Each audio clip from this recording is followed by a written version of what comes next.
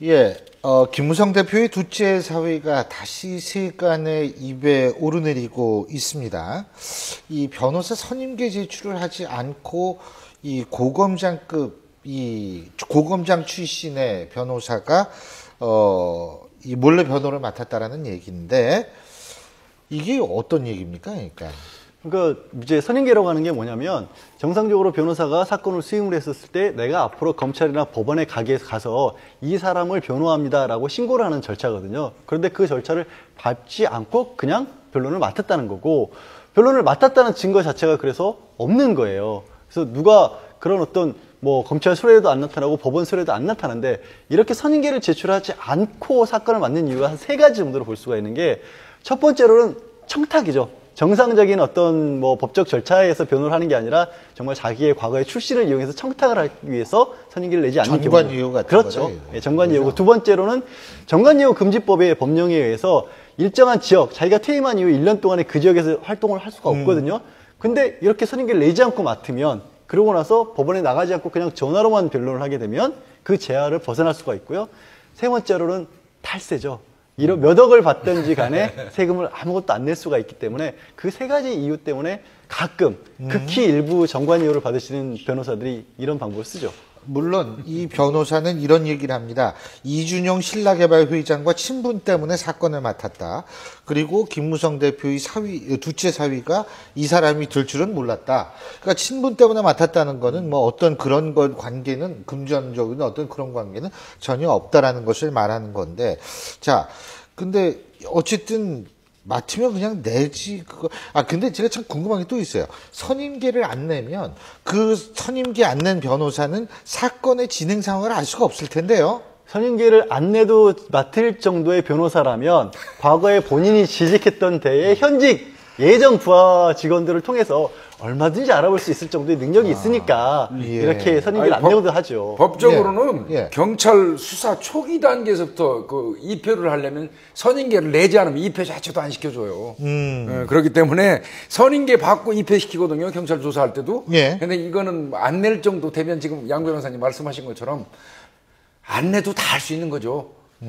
수사 과정을. 그런데 지금 이 미선임 변론이라는 게 금지되어 있는 겁니다. 그렇죠. 이게 금지되어 있는 것을 이분이 지금 한 거거든요. 그렇기 때문에 이거 엄격하게 처벌을 받아야 되는 건데, 그 처벌 규정이 과태료 1,000만 원 이하예요.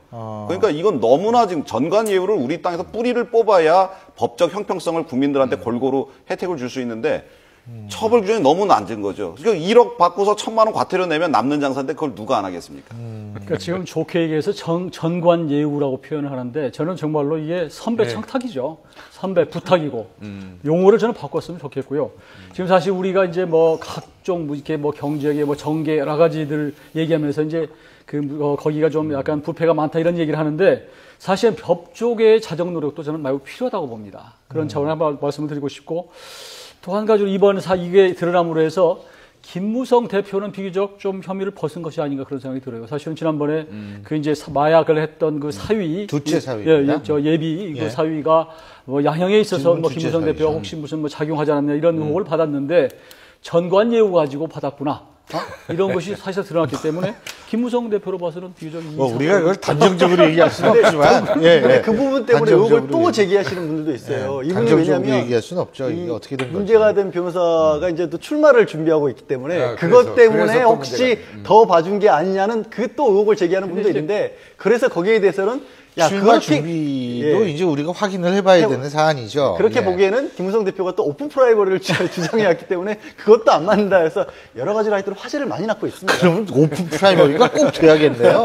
그래야지 완전히 의혹을 다 털어낼 수 있는 거 아니겠어요? 근데 어쨌든 근데 제가 왜 그렇게 얘기를 하냐면 이분이 어떻게 변론을 했는지, 그거 변호사 역할을 했는지 그거는 우리가 알 수가 없고 추론 수준이고, 또 하나는 뭐냐면 이 공천 희망을 하고 있다는 거, 그건 있잖아요. 언론에 나오는 사람이 많아요. 지금 뭐 어디에 누가 언론 나간대더라. 제가 당사자에 물어봐요. 거기 신문에 났던데 거기 나가십니까? 했더니 나는 아직 별 생각이 없는데 이렇게 얘기하시는 분들도 많아요. 근데 그분이 뭐 저한테 거짓말할 사람도 아닌데 어쨌든 그렇기 때문에 이것도 좀 알아는 봐야 되는데, 근데 이분이 이제 그렇게 소문이 난 것은 뭐냐면 서울에 이제 변호사 사무실을 개소를 했는데 지역에도 똑같이 이제 뭐 분점 비슷하게 낸 거예요. 왜냐하면 이제 대개 변호사 업무를 하려면 한 곳에서만 하지 고향에다 영주거든요, 고향이. 거기다 왜 냈을까? 그런데 또 거기에 그 개소식을 할 때 서울에서 받았다고 추정되는 실세 정치인들의 화분들 그런 것들을 그 영주 사무소에다 다 갖다 놓고 그 영주 지역 주민들이 오면은 뭐 좀 자랑도 좀 하고 그러셨나 봐요. 그래서 여기서 출마하려고 그러는구나. 그리고 실세들하고 친분을 이렇게 이야기하는구나. 이렇게 이제 추측이 되는 거죠. 근데 뭐 출마라는 건 직업 선택의 자유이기 때문에 얼마든지 그거는 가능한 얘기지만 중요한 건 이분이 출마를 하셔가지고 성공적으로 정말 정치인으로서 입문하시기 위해서라도 이런 의혹은 사실 말끔히 본인이 얘기를 해서 나는 어떤 이유에서 이걸 안 했고 선임계 제출 안 했고 또 어떤 방식으로 나는 변호를 했기 때문에 난 뭐 선임계 제출할 필요가 없다고 생각했다라는 것을 분명히 밝히는 것이 이분이 또 만일 출마를 한다라고 가정했을 때는 그 출마 이후에 이 정치인으로서의 가도를 위해서도 좀 중요하지 않을까라는 생각이 듭니다. 일단 오픈 프라이머리가 아니고 김무성 당대표가 공천권을 행사하게 되면 이분은 공천 못 받을 것 같습니다.